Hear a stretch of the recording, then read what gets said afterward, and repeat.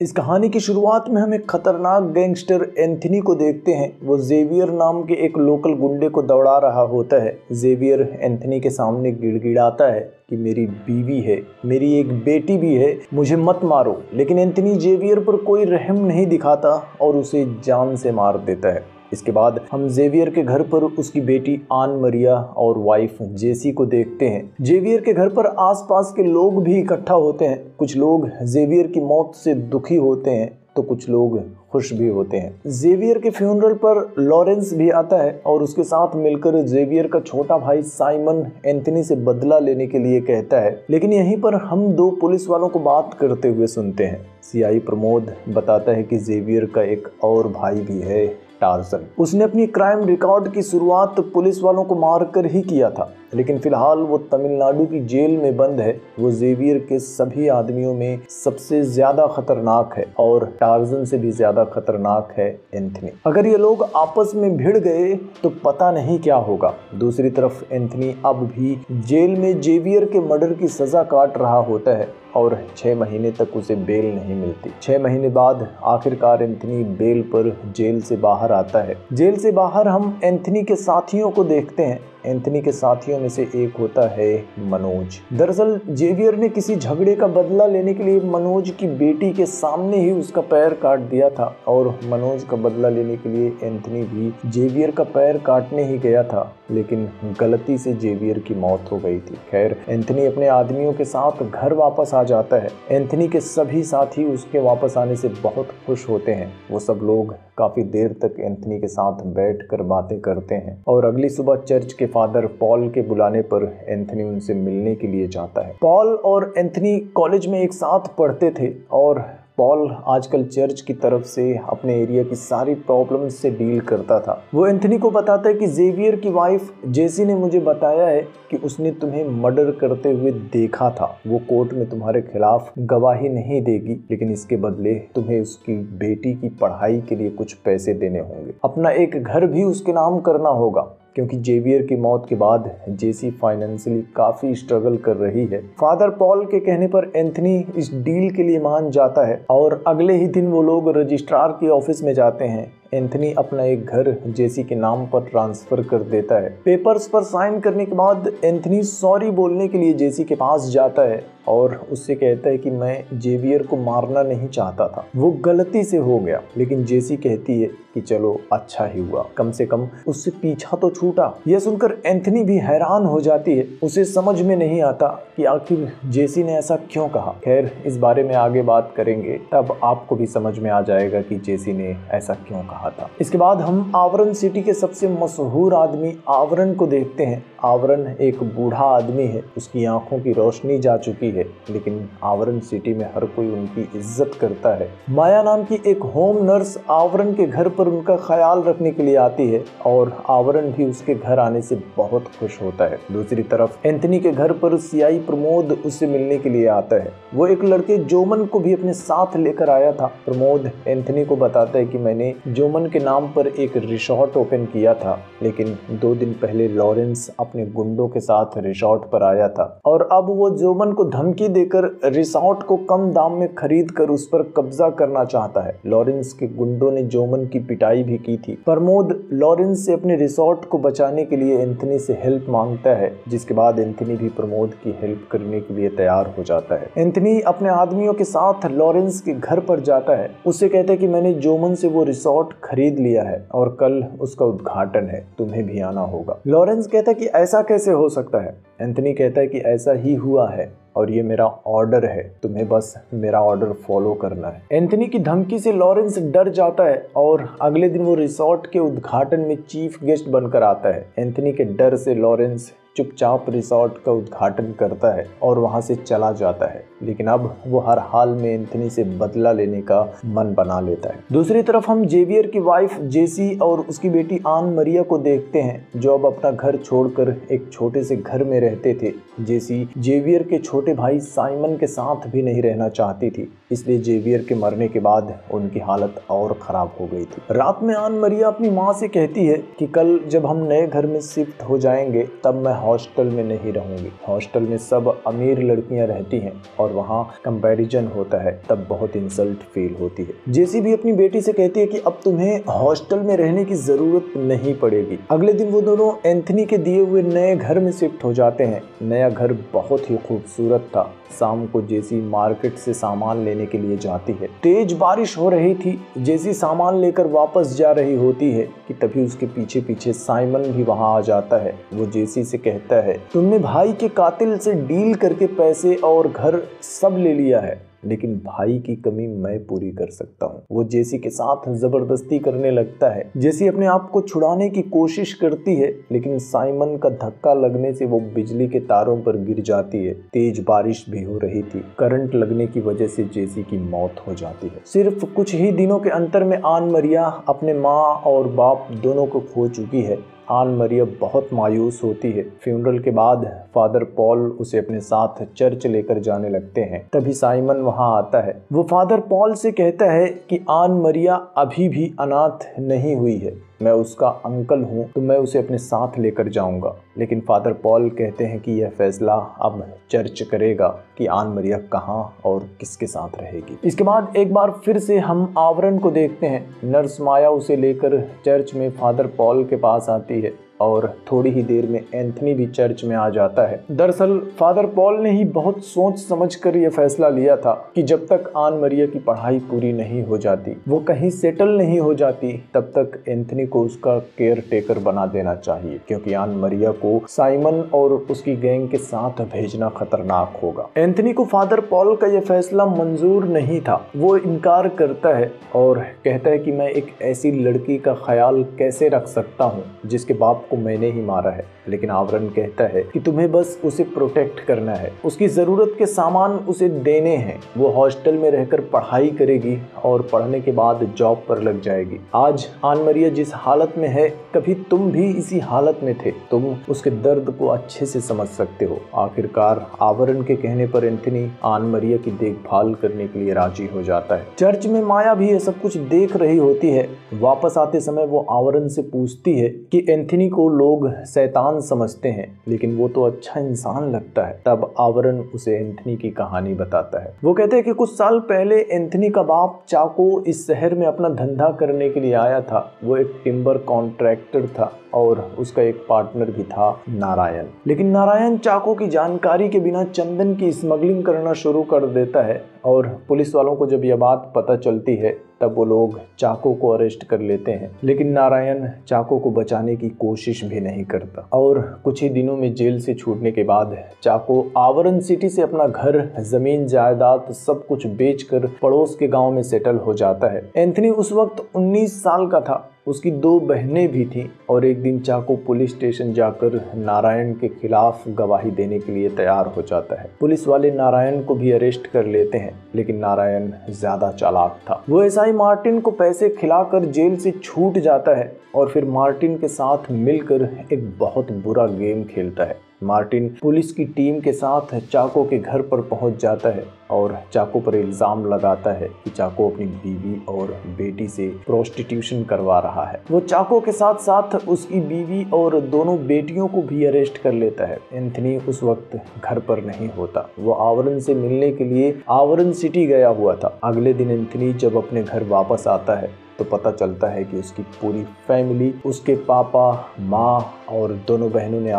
कर ली है। उस दिन के बाद से आवरण ने एंथनी का पूरा ख्याल रखा था और 1 साल बाद ही एंथनी ने एसआई मार्टिन और फिर नारायण को भी मारकर अपना बदला पूरा कर लिया था और आवरण की हेल्प से ही एंथनी ने वो सब कुछ हासिल कर लिया था जो उसके बाप चाको ने खो दिया था। अब प्रेजेंट में हम देखते हैं कि फादर पॉल के कहने पर आन मरिया एंथनी के साथ जाने के लिए तैयार हो जाती है, लेकिन साइमन भी वहां मौजूद होता है। वो फादर पॉल से कहता है कि मैं ये नहीं होने दूंगा, मैं उसका अंकल हूँ, उसे अपने साथ ले जाऊंगा। वो आन मरिया का हाथ पकड़कर उसे खींचने लगता है, लेकिन आन मरिया अपना हाथ छुड़ा लेती है। और जमकर साइमन को एक लात मारती है। दरअसल जेसी ने अपनी बेटी आन मरिया को 8 साल की उम्र से ही मार्शल आर्ट की ट्रेनिंग दिलवाना शुरू कर दिया था, जिससे कि आन मरिया खुद को प्रोटेक्ट कर सके। यहाँ पर एंथनी और साइमन के आदमियों के बीच थोड़ी सी फाइट होती है और आखिर में जैसा कि फादर पॉल चाहते थे, एंथनी आन मरिया को अपने साथ लेकर चला जाता है। वो आन मरिया को लेकर उसके कॉलेज जाता है। एंथनी उससे कहता है कि मुझे लड़कियों का ख्याल कैसे रखना है इस बारे में ज़्यादा कुछ मालूम नहीं है,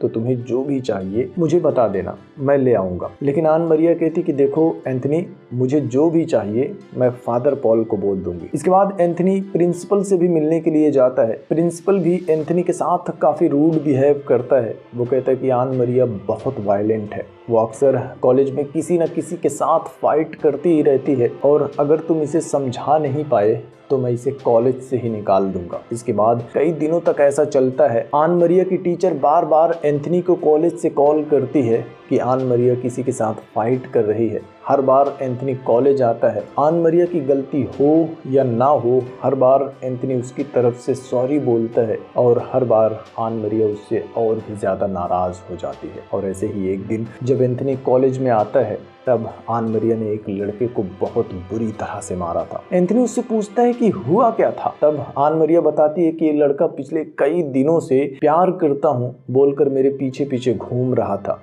मुझे परेशान कर रहा था। मैंने इनकार कर दिया था तो चुपके से मेरे फोटोज लेता था, वीडियोस बनाता था और आज मेरा रास्ता रोक कर मुझसे कह रहा था कि मैं उस आदमी के साथ सोती हूँ जिसने मेरे पापा का कत्ल किया है। यह सुनकर एंथनी भी गुस्सा हो जाता है। वो आन मरिया से उस लड़के को मारने के लिए कहता है। आन मरिया प्रिंसिपल के सामने ही उस लड़के की फिर से पिटाई करती है। प्रिंसिपल को ये बात अच्छी नहीं लगती। वो आन मरिया को रेस्टिकेट करने के लिए कहता है, लेकिन एंथनी उससे कहता है कि चाहे गलती किसी की भी हो, तुम हर बार आन मरिया को ही डांटते हो। एंथनी प्रिंसिपल को भी धमकी देता है और कहता है कि आज के बाद मुझे ऐसे फालतू की प्रॉब्लम्स के लिए यहाँ मत बुलाना। आन मरिया ने कॉलेज में जिस लड़के को पीटा था वो लॉरेंस की बहन का बेटा होता है, लेकिन लॉरेंस अभी मजबूर था। वो एंथनी से डरता था, लेकिन एंथनी से बदला लेने के लिए वो तमिलनाडु में एक वकील को कॉल करता है और उससे कहता है कि चाहे कुछ भी हो जाए, अगली सुनवाई में टार्जन की बेल मंजूर करवानी ही होगी। दूसरी तरफ एंथनी भी आज बहुत खुश होता है। वो अपने आदमियों से कहता है कि आज जब मैंने कॉलेज में आन मरिया का साइड लिया तब वो बहुत खुश थी। ऐसा लगता है कि जैसे पहली बार कोई उस बेचारी लड़की के साथ खड़ा था। वो बहुत अच्छी लड़की है। खैर कुछ दिन बाद उसे फिर से कॉलेज से एक कॉल आता है। टीचर एंथनी को बताती है कि कॉलेज मैनेजमेंट ने अचानक से फीस बढ़ा दी है। कुछ बच्चे प्रोटेस्ट कर रहे हैं और आन मरिया उन्हें लीड कर रही है। अगर उसने प्रोटेस्ट बंद नहीं किया तो इस बार पक्का कॉलेज से निकाल दी जाएगी। एंथनी तुरंत कॉलेज आ जाता है, लेकिन एंथनी को देखते ही आन मरिया कहती है कि एंथनी तुम बीच में मत पड़ो, ये कॉलेज के गरीब स्टूडेंट्स का मामला है। लेकिन एंथनी उससे कहता है कि तुम्हारी फीस मैं भरता हूँ, तो तुम ये सब छोड़ो और अपनी पढ़ाई पर ध्यान दो। आन मरिया नहीं मानती और यहाँ उन दोनों के बीच बड़ी बहस हो जाती है और आखिर में एंथनी आन मरिया से कहता है कि तुम ऑर्फनेज में ही रहना डिजर्व करती हो और गुस्से में वहाँ से चला जाता है। लेकिन उसकी ये बात आन मरिया को बहुत तकलीफ देती है, वो रोने लगती है। इसके बाद एंथनी फादर पॉल के पास जाता है। वो फादर पॉल से कहता है कि आन मरिया मेरी कोई भी बात नहीं सुनती, तो मैं क्या करूं। लेकिन फादर पॉल भी अब एंथनी से नाराज हो जाता है। वो कहता है कि मुझे तुम पर भरोसा था, इसलिए मैंने तुम्हें उसकी जिम्मेदारी दी थी, लेकिन तुम उसे संभाल ही नहीं पाए। अगर उसकी जगह तुम्हारी बहन होती तब भी क्या तुम यही करते। यह सुनकर एंथनी को अपनी गलती का एहसास हो जाता है और अगली सुबह वो फिर से कॉलेज में आन मरिया से मिलने के लिए जाता है। लेकिन इधर कॉलेज में मैनेजमेंट ने प्रोटेस्ट खत्म करवाने के लिए गुंडे बुलवा लिए थे। वो गुंडे प्रोटेस्ट करने वाले बच्चों को कॉलेज में दौड़ा दौड़ा कर मार रहे थे। आन मरिया अकेले ही उन गुंडों का मुकाबला कर रही होती है और तभी एंथनी भी अपने आदमियों के साथ वहां पहुंच जाता है। एंथनी और उसके साथी जमकर उन गुंडों की धुलाई करते हैं। इसके बाद वो लोग प्रिंसिपल के कमरे में भी जाते हैं और कमरा बंद करके प्रिंसिपल की भी पिटाई करते हैं और आखिरकार प्रिंसिपल एंथनी से कहता है कि मैं मैनेजमेंट से बात करके फीस वापस ले लूंगा। बाहर आकर एंथनी बाकी स्टूडेंट से भी कहता है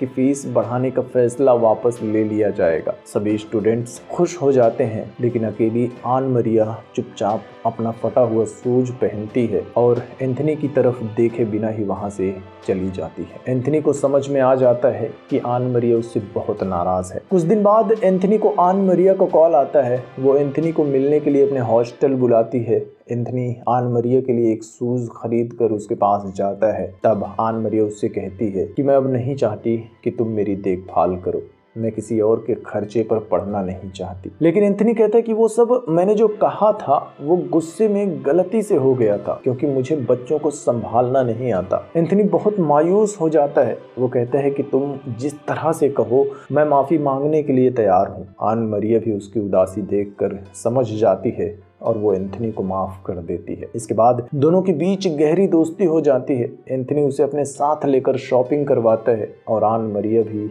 अब अपना हॉस्टल छोड़कर एंथनी के साथ उसके घर में ही रहना शुरू कर देती है। उसकी देखभाल करने के लिए एंथनी फादर पॉल से कहकर चर्च में काम करने वाली एक बूढ़ी औरत को अपने घर बुला लेता है और आन मरिया की खुशी के लिए उसके कहने पर एंथनी मारपीट करना भी छोड़ देता है। सब कुछ सही चल रहा होता है कि एक शाम फादर पॉल एंथनी से मिलने के लिए उसके घर आते हैं। वो एंथनी को बताते हैं कि लॉरेंस के कहने पर साइमन ने बिशप को लेटर लिख दिया है कि मैंने एक रिश्तेदार के होते हुए भी आन मरिया को तुम्हारे साथ भेजा है और कल आन मरिया का फैसला करने के लिए बिशप यहाँ आ रहे हैं। अगले दिन चर्च में उनकी पूरी कम्युनिटी इकट्ठा होती है। लॉरेंस बिशप से कहता है कि आन मरिया को एक बिना शादी किए हुए आदमी के साथ रखना ठीक नहीं है, जबकि उसका अंकल साइमन उसे अपने घर रखने के लिए तैयार है। मीटिंग में बहुत कुछ होता है, लेकिन आखिरकार आन मरिया उन सब के बीच में आती है और उनसे कहती है कि यहाँ मेरा कोई भी रिलेटिव नहीं है, क्योंकि जेवियर मेरा बाप था ही नहीं। ये सुनकर सब लोग हैरान हो जाते हैं। आन मरिया कहती है कि मेरे असली बाप ने जब मैं 3 महीने की थी तभी मुझे और मेरी माँ को छोड़ दिया था। सिर्फ अय्याशी करने के लिए ही जेवियर ने मेरी माँ को सहारा दिया था। जेवियर मुझे भी गलत तरीके से छूता था, इसीलिए मेरी माँ ने मुझे हॉस्टल में रहकर पढ़ने के लिए भेजा था और 8 साल की उम्र से ही मार्शल आर्ट की ट्रेनिंग दिलवाई ताकि मैं अपनी हिफाजत कर सकूं। मेरी माँ ने सिर्फ मेरे भविष्य को सिक्योर करने के लिए ये सारी कुर्बानियां दी थी। मैं इतनी बड़ी हो चुकी हूँ कि मैं अपना फैसला खुद कर सकूं। एंथनी के साथ मैं जितना सिक्योर फील करती हूँ, अपनी पूरी जिंदगी में मैंने अपने आप को इतना सिक्योर कभी फील नहीं किया। भले ही मैं एंथनी को उसके नाम से बुलाती हूँ, लेकिन दिल से मैं उसे अपना पिता मानती हूँ। आन मरिया के खुलासे के बाद ये पंचायत खत्म हो जाती है और अब एंथनी भी एक बाप की तरह आन मरिया का पूरा ख्याल रखना शुरू कर देता है। आवरण और उसका ख्याल रखने वाली नर्स माया, फादर पॉल और भी सब लोग आन मरिया का पूरा ख्याल रखते हैं। और एक दिन आन मरिया ऐसे ही बातों बातों में एंथनी से कहती है कि मैंने अपने रियल पापा को कभी नहीं देखा है, मैं बस एक बार उन्हें देखना चाहती हूँ। एंथनी को आन मरिया का इमोशन समझ में आ जाता है, क्योंकि हर बेटी का अपने बाप से एक अलग ही लगाव होता है। खैर, इधर सब कुछ सही चल रहा होता है, लेकिन दूसरी तरफ लॉरेंस और साइमन दोनों एंथनी से बदला लेने के लिए मौके की तलाश कर रहे होते हैं। और एक दिन एंथनी को हॉस्पिटल से कॉल आता है। दरअसल एंथनी के एक आदमी जॉनी कुट्टी को किसी ने बहुत बुरी तरह से मारा था और अब जॉनी कुट्टी आईसीयू में होता है। एंथनी और उसके बाकी साथी हॉस्पिटल जाते हैं। थोड़ी देर बाद जॉनी कुट्टी को होश आता है, तब एंथनी उसके पास जाता है। एंथनी को लगता है कि यह सब कुछ लॉरेंस ने किया होगा, लेकिन जॉनी कुट्टी बताता है कि उसे मारने वाला कोई और नहीं, जेवियर का भाई टार्जन था। दरअसल लॉरेंस ने अब टार्जन की बेल करवा ली थी और अब टार्जन एंथनी से अपने भाई जेवियर की मौत का बदला लेने की शुरुआत कर चुका था। उसका बदला लेने का स्टाइल अलग होता है। वो सबसे पहले अपने टारगेट के करीबियों को एक एक करके मार कर अपने टारगेट को टॉर्चर करता है और इसीलिए उसने जॉनी कुट्टी को मारा था। दूसरी तरफ हम आवरण को देखते हैं। वो एंथनी को कॉल करता है और उसे कहता है कि टार्जन का बाप मेरा ड्राइवर था, मैं टार्जन से बात करने के लिए जा रहा हूँ, मैं उससे ये सब कुछ खत्म करने के लिए कहूंगा तो वो मान जाएगा। इसके बाद आवरण अपनी नर्स माया के साथ मार्केट में टार्जन से मिलने के लिए जाता है। आवरण उसे समझाता है कि एंथनी जेवियर को मारना नहीं चाहता था, वो बस जेवियर को डराना चाहता था। लेकिन टार्जन उसे कहता है कि तुम सब एंथनी की साइड ले रहे हो, मैं हर हाल में उससे अपना बदला लेकर रहूंगा। जिसके बाद वो आवरण को एक लात मारता है, जिससे कि आवरण जमीन पर गिर जाता है और टार्जन भी उसे गाली देते हुए वहां से चला जाता है। आवरण से भरी मार्केट में अपनी ये इंसल्ट बर्दाश्त नहीं होती और उसकी मौत हो जाती है। आवरण का फ्यूनरल खत्म होने के बाद एंथनी फादर पॉल से कहता है कि अब मुझे ये सब कुछ खत्म करने के लिए टार्जन से मिलना ही होगा, और अगर मैं वापस नहीं आया तो तुम सब आन मरिया का ख्याल रखना। इसके बाद एंथनी अकेले ही टार्जन से मिलने के लिए जाने लगता है। माया उसे रोकने की कोशिश करती है, लेकिन एंथनी उसकी आवाज़ नहीं सुनता और वहाँ से चला जाता है। दरअसल मरने से पहले आवरण ने अपनी बुक माया को दी थी और कहा था कि यह बुक एंथनी को दे देना। माया उस बुक को खोल कर देखती है तो उसमें आवरण की एक गन रखी होती है। इधर हम एंथनी को देखते हैं जो कि अब टार्जन के घर पहुंच जाता है।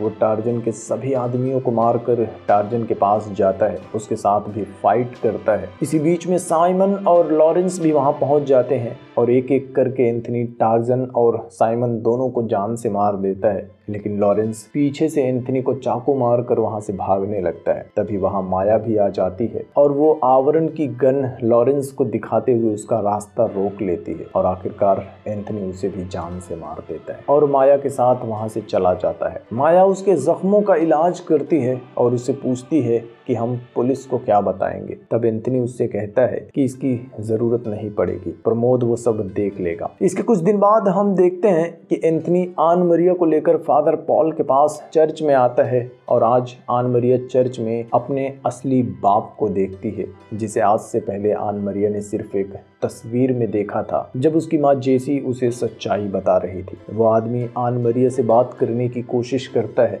लेकिन आन मरिया उसे रोक देती है और कहती है कि मैं बस एक बार आपको देखना चाहती थी, अब देख लिया, बात करने की कोई ज़रूरत नहीं है। इसके बाद वो एंथनी के पास जाती है और आज पहली बार वो एंथनी को पापा कहकर बुलाती है और फिर एंथनी के साथ वहाँ से चली जाती है। इसी के साथ ये फिल्म भी यहीं पर ख़त्म हो जाती है।